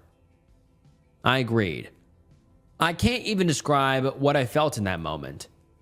Finding out the truth about your family at 42 years old, what is a person supposed to say? What are they supposed to feel? Blake booked a flight for 2 weeks later, and he asked just one thing of me: to pick him up at the airport. When the day came for me to go pick up Blake, everything hit me at once. Emotions I'd never felt before swirled inside me. I was afraid of meeting the brother I hadn't seen in almost 20 years. The brother I'd never had an easy relationship with. At the same time, a childlike excitement burned inside me, because it felt like Blake and I had never been this close before. I spent the entire morning pacing around the apartment, restless on edge. My wife and kids were already going crazy from it. They had been for days, so eventually they told me to just go already and head to the airport. I had plenty of time. During the whole drive, I kept running scenarios through my head. What would I say when I finally saw Blake after all these years? How would I go greet him? What would he tell me about our childhood? What did he know about our family that I didn't? I felt childish, yet all I could think about was what was going to happen. I was already waiting at the airport. According to the board, Blake's plane had landed. There had been a delay earlier, but thankfully it arrived on time in the end. I stood at the exit, nervous, waiting to catch my first glimpse of him. And when I did, that stubborn young man I hadn't seen in nearly 20 years, the one I'd last met in a fight so violent I ended up in the hospital, was now walking towards me in the body of an old man. He wasn't elderly. Not really, but the years and everything he'd been through were etched into his face. Max. Blake stopped in front of me at the airport exit. It's been a long time, little brother. I thought I was going to cry right there. Nostalgia, emotion, everything hit me at once. Harder than the flower pot Blake had smashed over my head back in the lawyer's office. But I didn't cry. What kind of sight would that have been? An old man breaking down in the middle of an airport? I swallowed hard, held back my tears, shook Blake's outstretched hand and patted him on the shoulder. That's for sure, Blake, I said with a faint smile. Then I took his bag and we headed out to the parking lot. We talked the whole drive home. Nothing important, just talking, like two brothers finally acting like brothers. Blake was different from how I remembered him. He'd become an older man, calm and cautious. If he'd been like this when he was younger, maybe it wouldn't have taken so long for us to find our way back to each other. Max, Blake said after a short stretch of quiet driving, could you take me to our old house now? Right now? I glanced at him as I passed a slower truck. Yeah, I want to get it over with, Blake said, his voice trembling. I nodded, feeling the weight of it. Ah, damn, I said suddenly. But Blake, I need to swing by home first. I left my work phone there. It's really important. Sure, Max. Blake nodded tiredly. But after that, please, take me to the house. I pressed down on the gas. Our old house was far from where we were. If I went home first, I was looking at least a 5-hour drive. I parked in front of our apartment building and jumped out of the car. I'll wait here, Blake called after me. You'll be faster without me. Okay, I said, confused, but there's an elevator, you can come up. No, Blake waved it off. We just get stuck. I want to see the house today. I nodded and rushed inside, up to the loft, straight to the apartment. My wife and kids weren't home, either grocery shopping or at a nearby bakery. They'd said they were picking up a cake for Blake's arrival. I scribbled a quick note saying we'd be home late, grabbed my work phone from the kitchen counter, and hurried back towards the elevator. My phone rang in my hand, and I immediately looked at the screen, hoping it was something important. It was Blake. The phone I'd brought with me was my personal one, not the work phone. I'd mixed them up. The work phone had been with me the entire time. Blake, I answered. I'm coming, I'll be right there. Where? Blake asked, sounding exhausted. Max. Down at the car, with you, I said, confused, as I stepped into the elevator. Max, Blake continued, his voice tense. I couldn't come to see you. I got sick this morning. I'm at the hospital. I've been calling you for hours. What? I said, stunned. Max, I never got on the plane, Blake said sharply. Blake, is this some kind of joke? I said, as I stepped out of the elevator. You're sitting in my car. I'm coming right now. And then we're headed to Mom and Dad's house. Max, listen to me. Blake coughed into the phone. You can't take him back. What? I cut in, panic rising. Blake kept coughing, unable to continue. There was a clattering sound, like something being knocked over. Max, he said again, his voice strained. Max, my heart, please, promise me, promise me you won't take him back. He can't go back. Then there was a heavy thud on the line. Blake, I said, terrified. Blake, are you okay? There was no answer. I could hear voices in the background. Doctors, maybe. I heard equipment rattling and people shouting urgently. The call disconnected. My hands were shaking as I stepped outside through the front door. Despite the winter cold, I felt like I was about to burst into flames. I stared at my car, frozen in place. Blake was sitting inside. He was staring out the window, his eyes dull and unfocused. He just sat there, completely still, not even blinking. I stood there, unable to move, and then I saw his hand. The finger joint wasn't missing. The realization washed over me, cold and absolute. If that wasn't Blake sitting in my car, then who was it? And why did he look exactly like him? There are rules for using the bathroom in my apartment. I finally understand why. When I moved into my new apartment, the building owner came to talk to me about its rules. The conversation seemed normal at first, until she brought up the bathroom rules. She handed me a sheet of paper with a list of all the bathroom rules. I noticed that as she gave it to me, she looked at me with a mix of fear and firmness. Here's the list she gave me. Bathroom rules. Do not leave the tap running for more than 2 minutes between 10 p.m. and 5 a.m. Do not flush the toilet between 10 p.m. and 2:30 a.m. Do not take a shower between 10 p.m. and 5 a.m. If any of the previous rules are broken, perform the entire process with your eyes closed. Resist the urge to open them.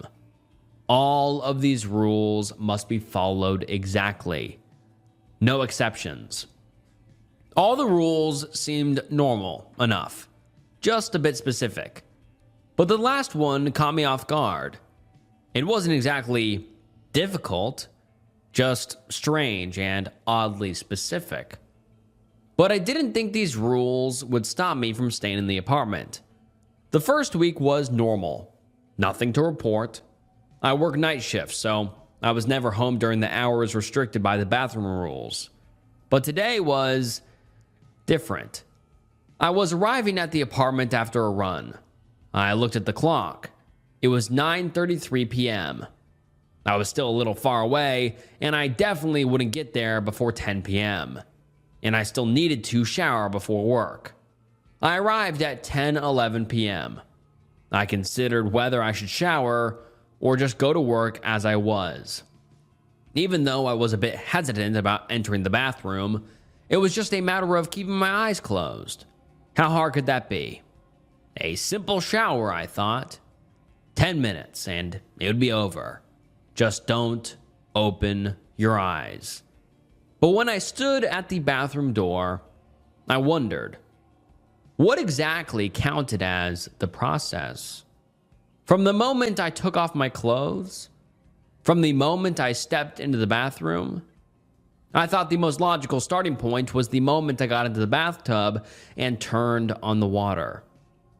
So I entered the bathroom, undressed, pulled back the shower curtains, and stepped in.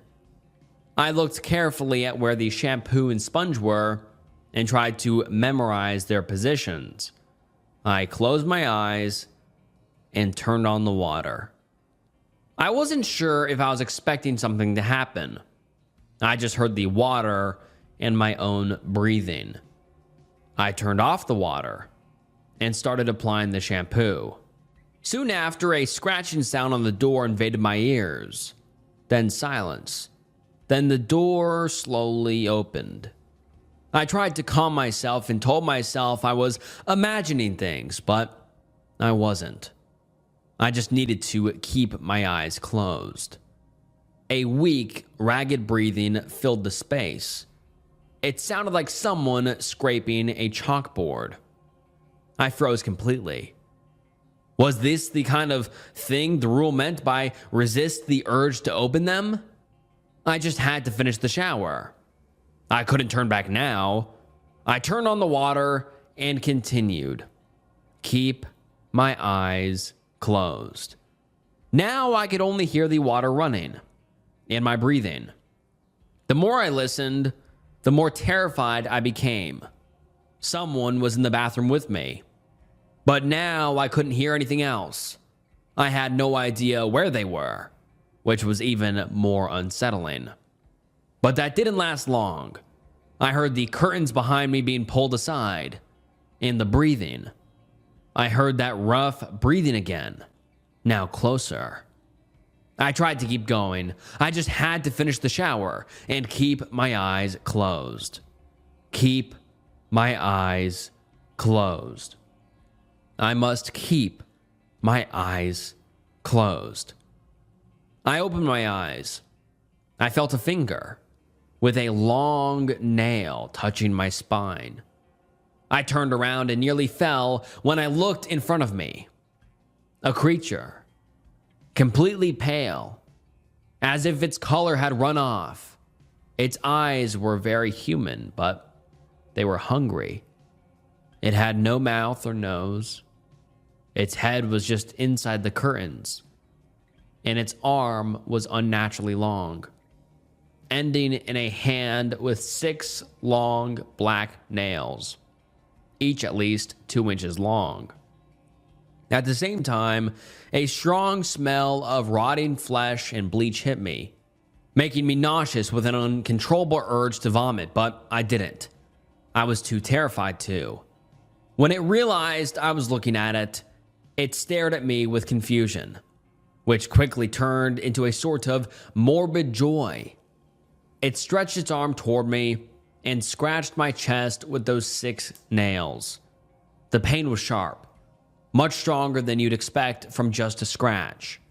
I brought my hand to my chest and felt my blood running. It retreated behind the shower curtains, and I could see the shadow of its silhouette. It was much larger than the bathroom. It had to bend completely to fit. It was a thin creature, and all its limbs were longer than anatomically possible. It opened the door and twisted its entire body to leave. I think I heard something snap and break as it did. I could hear it, footsteps heading towards the apartment door, along with its breathing, which had turned into a high-pitched wheeze. About 5 minutes later, I heard my phone ringing, but I couldn't move. I spent at least another 20 minutes inside the bathroom. When I finally got out, I looked around every corner of the apartment for any trace of the creature. Its footprints had left a kind of transparent slime that smelled like it. The footprints also had 6 toes. I went to the phone, which was still ringing. I answered. "What did you do?" It was the building owner. I didn't know. I answered with a weak, almost inaudible voice. "You were supposed to follow the rules. Don't leave. I'm coming to you." And she hung up. A minute later, someone knocked on the door, but didn't say anything. I guessed it was too early for her. I called her again, but she didn't answer. I stayed in the corner where I was. It's been half an hour and I'm still here, frozen, while someone keeps knocking on the door. I don't know if I should open it. I was in the corner of the room. The knocking on the door wouldn't stop. I was starting to feel nauseous again. The creature's smell was still present in the space. I couldn't be there anymore. The scratch on my chest had stopped bleeding, but the pain had extended to all my body, a sharp, throbbing pain. And some kind of boils began to appear near the wound. I grabbed my phone and sent a few messages to the building owner. "Is that you knocking at the door? Please, where are you? Please." The knocking on the door, which was at this point 3 quick knocks repeating every 5 seconds, had now stopped. Only my breathing. Again. The vibration of my phone broke the silence. She had answered. "Don't go near the door.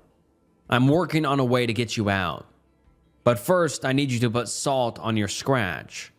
Suddenly, the thing at the door started hitting it. But also, there were other sounds of things falling and breaking, and a guttural scream emerged. And then I understood. This thing was already inside. It was in my bathroom. I couldn't take my eyes off the bathroom door, thinking that at any second it would just open it.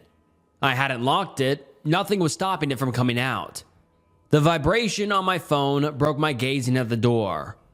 When everything is quiet in the bathroom again, you must leave, but wait for my signal. Nothing she was saying made any sense, but she was the only one who could help me. Then a shiver ran down my spine at the thought. How did she know that I had a scratch? And how could she know that something was in the bathroom? Can I trust her? I got up from the corner I was in. I needed to get ready to leave. I started thinking about how I could pass through the bathroom, which was right next to the apartment door, without being noticed. First, I thought of running, but the pain reminded me that it wasn't possible. I figured I could sneak to the door, but what if it could hear me? What if it could sense me? None of it mattered. I didn't have options. I was slowly approaching the door. The closer I got, the louder the sounds in the bathroom got as well. Then I was in front of the door. But that meant that I was side by side with the bathroom door. I unlocked it. The sound stopped. I froze. It heard me, I thought. And then a loud music coming from my pocket echoed in the apartment. I quickly opened the door, stepped out of the apartment, and closed the door with all of my strength. I couldn't hear anything inside, neither the thing trying to chase after me. I looked at my phone and saw that the building owner was calling me. "Leave the apartment now," she immediately screamed. "I'm already out," I said, breathless. "You should have waited for my signal, but at least you got out." "Did you put the salt?" she asked with a slight tremor in her voice. "Of course not. I'm not crazy. But and how do you know about the scratch? Or about that thing in the bathroom? What are you not telling me? Jesus. Come to me. I'll explain it to you. Go to the ground floor. She said, slightly let down and tired. Can I trust you? I asked with the firmest voice I could muster. You don't have a choice. Then she hung up. I stayed still for a minute, trying to assimilate all that happened. Then I headed to the elevator. When I left the elevator, I saw her going up to the garage stairs. The look on her face was frightening. She looked tired, scared, and nauseous. At that moment, I blushed a bit, remembering I was still only in the shower towel. Then I looked at her left hand, a bag of salt. With her right hand, she grabbed some of the salt and threw it at my scratch. At first, I felt a burning sensation. After that, I felt dry, as if I'd never drunk water my whole life. And then breathless. I couldn't breathe. I fell on my knees while frantically trying to breathe. It was an awful feeling, like someone was covering my nose and mouth, but as if they were in the area of the scratch. After a couple of seconds, I could breathe normally. On my chest, I could see the boils starting to shrink. She handed me a bottle of water. I grabbed it and started drinking. We need to leave the building now. I have some clothes in the car. Come on, she started saying when I got up. You said you would explain, I affirmed, kind of tired of her being so enigmatic. And I will, but not now. First, we need to get you safe. From what exactly? What was that thing? I asked, trying to understand even the smallest thing that was happening. The thing is the consequence of not following the rules. She put her hand on her forehead like she had a huge headache, then continued. Look, the salt will slow them down, but not forever. So come on. What do you mean? That scratch. You have been marked for slaughter, and now you have their smell. And I assure you, they will soon smell you if we stay here, she shouted while going in the direction of the building door. I stayed in place. Marked for slaughter. I followed her to the car in the parking lot. She handed me the clothes and I changed. Then I entered the car. We are driving to what she called a safe place. We had all been on the road for a bit. I could feel the boils starting to rise again. They can start to follow us. Follow me. To slaughter me. It had been half an hour since we started driving. The building owner said we were almost there. During the drive, she explained everything that was happening. Everything she knew, at least. These creatures had been in the building for at least 3 generations. She was the third. Her mother had taught her what she needed to do about them. As far as she knew, they could live for years without eating, but that didn't mean they wouldn't. And they would only eat people. Of course they do, I said sarcastically when she explained that part. They were attracted to the sound of water. She didn't know why they had this kind of behavior. She just knew it was that way. And they were active at night. More specifically between 10 p.m. and 4 a.m. That's the reason these rules existed. She called me stupid for not following them and for not trusting her after breaking them. In that moment, I understood how dumb I had been. I asked why the creature didn't eat me when the creature was right in front of me, and how exactly it would eat without having a mouth. She said she didn't have a full answer for that. First, there are different types of creatures. The one I saw was a Scarven. Scarvens only spy on potential prey when they hear water, and they mark them. The reason they only do that to people who look at them, she doesn't know. But she knows that not looking works, and they do have mouths, but they're in their chests. I shivered a bit hearing that part. The second kind of creature are the Echoer.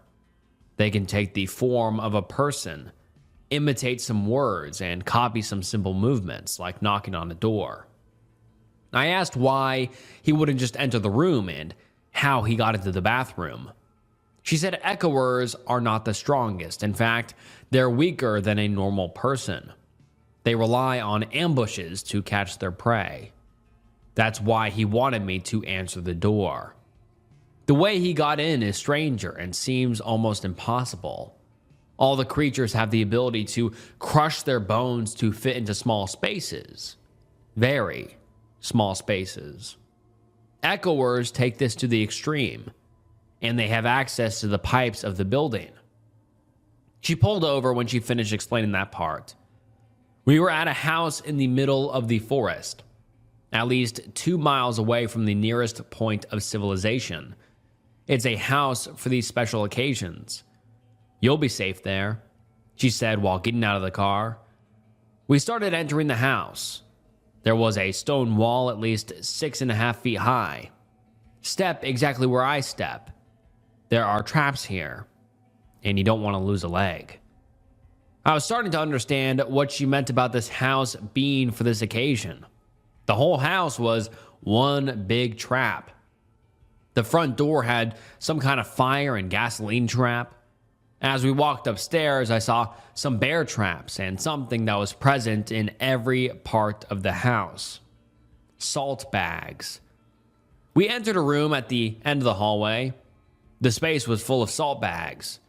The door had that same fire trap on the inside. In one corner of the room was a workbench. There were some toy guns on it, which made me a bit confused.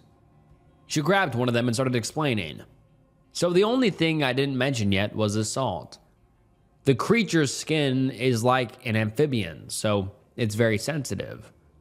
One of the most effective things is salt. And why did he have to put salt on me, I asked, kind of worried.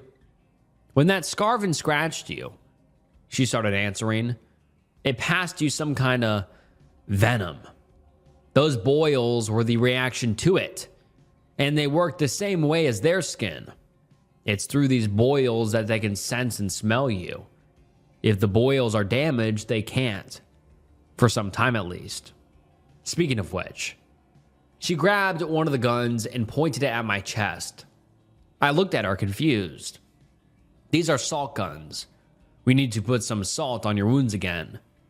A chill ran down my spine as I remembered what it felt like last time. But I didn't have a choice. I lifted my shirt and she shot. The pain and the breathless sensation came again, but I was able to stay standing this time. Here's what we're going to do. You need to leave the country. You need to have at least an ocean separating you from the creatures. Otherwise, they will find you eventually. I was caught off guard. Leaving the country felt so rushed.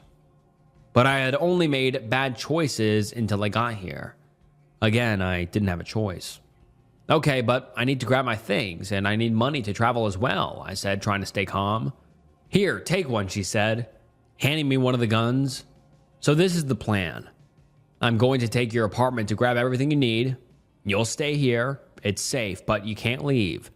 Tomorrow morning, I'll take you to the airport. All right. Okay, I said. Still a bit surprised at how the situation had escalated. In about 3 months, you'll be able to come back. I'll be in touch the whole time. All right, wait in this room.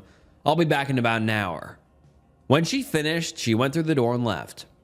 I grabbed a chair near the workbench and sat down. I heard her car driving away. I held the gun tighter, still a bit afraid. It was the first time I was alone after all this. After half an hour, the boils had grown again. The initial fear I felt turned into boredom.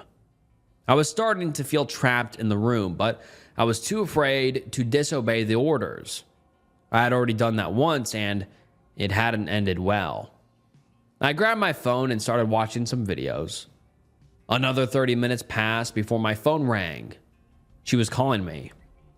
Don't leave the house, she screamed. I could hear that she was out of breath. It sounded like she was moving through water, like in some kind of pool. In the background, I could also hear that sound, that high-pitched wheeze. A pack of them. Only leave when the sun rises. Don't even think about leaving earlier. Don't leave. I heard her voice again, but now it was distant, mixed in with the creature's sounds. Don't open the door no matter what, I heard the original owner of that voice say again. Suddenly, a very low, guttural, yet piercing scream came from the phone. Then all the other creatures screamed as well. And then I heard that same scream, but outside the phone. This last one came from the woods. I will. A loud, horrifying scream cut her off. Then the sound of the phone hitting the water. The next screams came muffled. And then the call just ended. I heard another scream. And then an alarm. The screams continued for a while. Then I smelled smoke and burned flesh. I gripped my gun tighter. I was surrounded. Trapped. I heard a few more screams throughout the house and the sound of traps being triggered. I just sat where I was. It was 2:47 a.m. I just had to wait until sunrise. I had the salt.